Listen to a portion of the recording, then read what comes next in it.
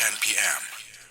And it is 21:30 Central African time. We look at the story now. Human Rights Watch urging African and Caribbean leaders to adopt a human rights-based approach to reparations at the upcoming Africa-CARICOM Summit.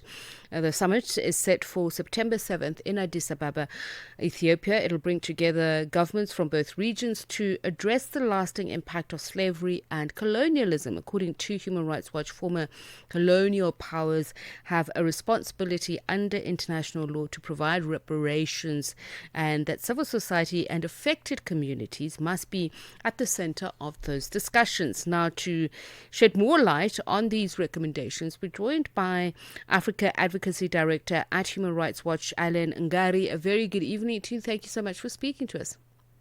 Good evening, Tsepiso. Nice to be on your show and discussing this important topic. So let's just first set the scene of the context under which this summit takes place and what the prevalence of pre-colonial conditions are on the continent at the moment. Yeah, I think maybe let's dial back and just situate why reparations are important. And South Africa's experience with apartheid reparations shows us what happens when justice is partial, that deep wounds remain unhealed. And this is exactly what the African and Caribbean leaders coming together in Addis Ababa will be doing this week or in the following week. For Africa-CARICOM Summit to demand a unified global approach to reparations for slavery and to colonialism. And this comes just on the back of what the African Union calls 2025, the year on justice for people of African descent, and its decision to ensure that the next 10 years that the question of reparations is front and center in the agenda of the African Union. And it's really a defining moment, this summit. African and Caribbean leaders, alongside civil society, like you mentioned, are signaling that reparations are a key and important issue.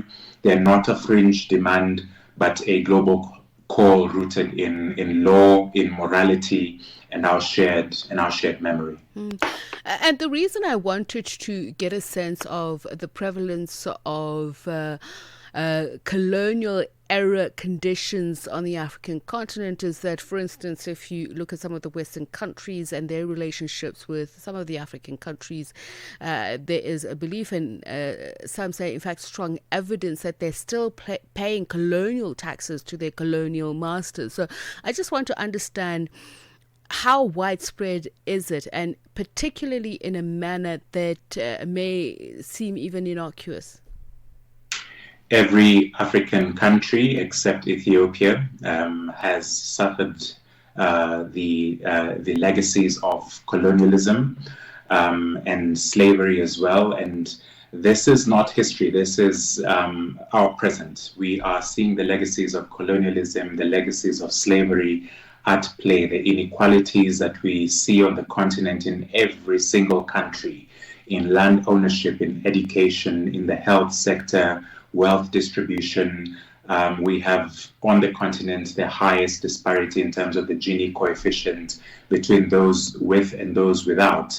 And these are all rooted in colonialism. And you know, what we are calling for then is for reparations to really look into this issue.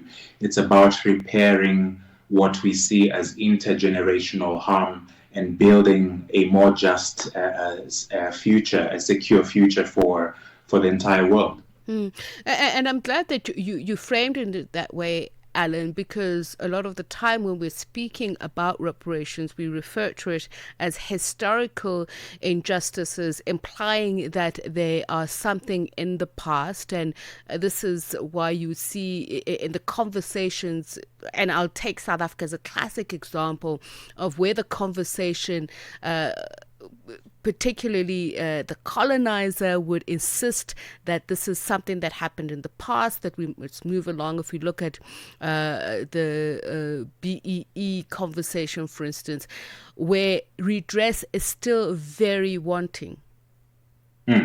Indeed. Look, we have very many examples. You've cited South Africa as one. We have ongoing injustices. For example, the Chagosian people who were driven out of their islands in Chagos, the archipelago just beneath the Maldives, beautiful Indian island oceans. To date, they do not have the right to return to these islands, and this is because the UK took those islands away from the Chagosians, forced them out of their islands between 1968 and 1973. One of the islands is currently leased to the United States and is a military base. There's an ongoing negotiation between the UK and Mauritius on these islands. But what we are cementing is that these colonial injustices are ongoing. In fact, we have characterized that occupation and that forcible transfer as amounting to crimes against humanity. Just next door to South Africa, the Ova Herero, the Nama are still waiting for reparations for the genocide that took place over a century ago. And the Namibians, while they might have offered an apology, there has been little to no movement in terms of reparations from a holistic point of view.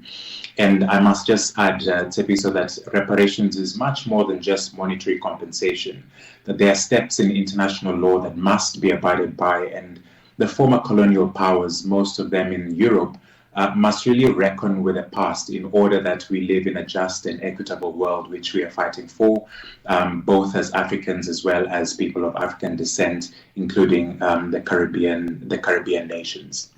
And speaking of the Ovarero and Nama people, you have said Germany, it recognized its culpability, but it has questioned international law, saying that at the time it did not give a right to reparations. So is this the general posture of colonizers and European governments in particular, or has there been some sort of progress? It's a very difficult argument to have with European nations, especially those that perpetrated crimes related to colonialism. Namibia is not alone. The United Kingdom, in a very famous case against that was brought against them by the Mau Mau in Kenya, is one such example. But at least there we saw some sense of justice, reparative justice, in the sense that some compensation was paid out to a few families of the Mau Mau veterans who fought for the liberation of that country together with many others. But it's the idea that these European powers do not want to sit on the table.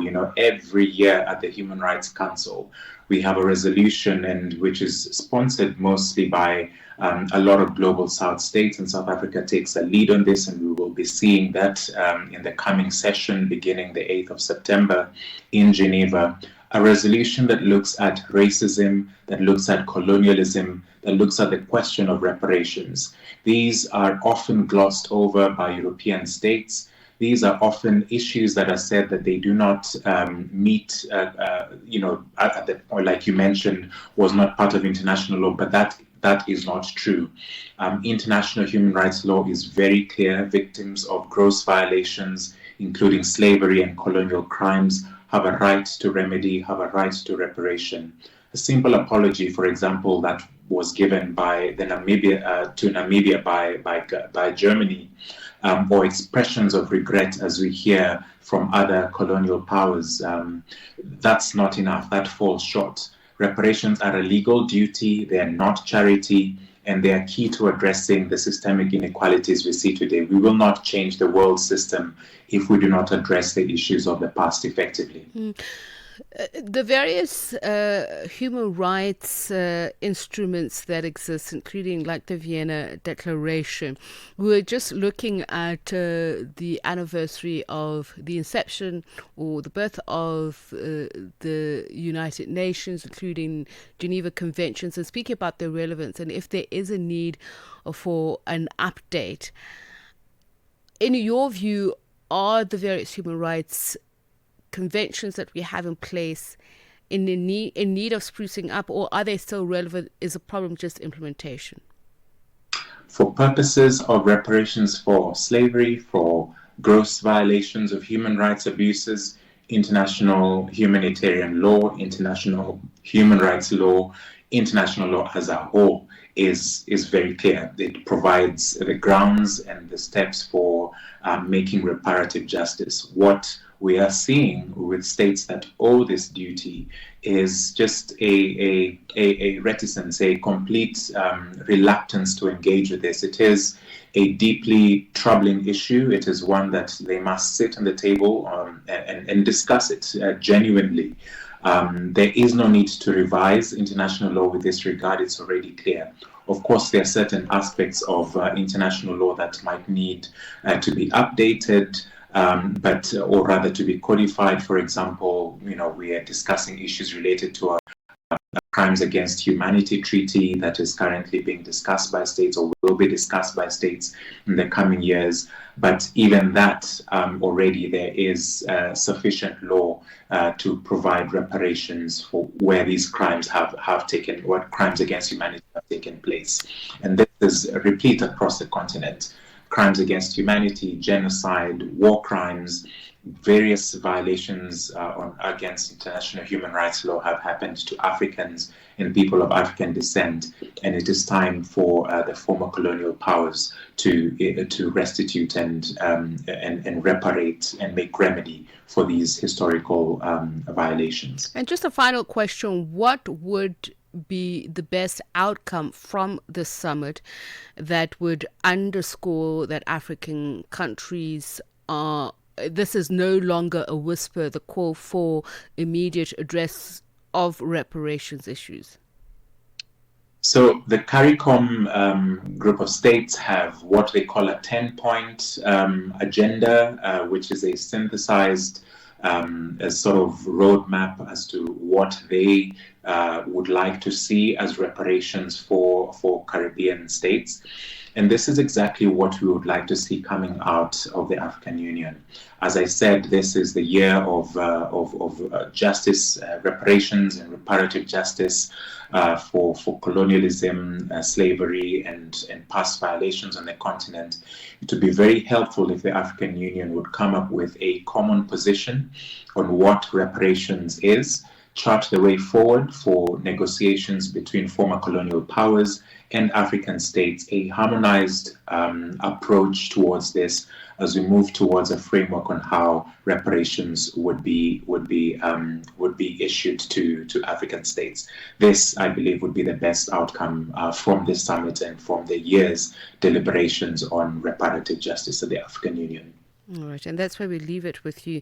Much appreciated your time and your insights. Alan Ngari is Africa Advocacy Director of Human Rights Watch, and that brings the time to 17 minutes to 10. Get Channel Africa on DSTV Audio Bouquet. Channel 802. Nighttime radio, just the way you like it. On Channel Africa, where the night comes alive.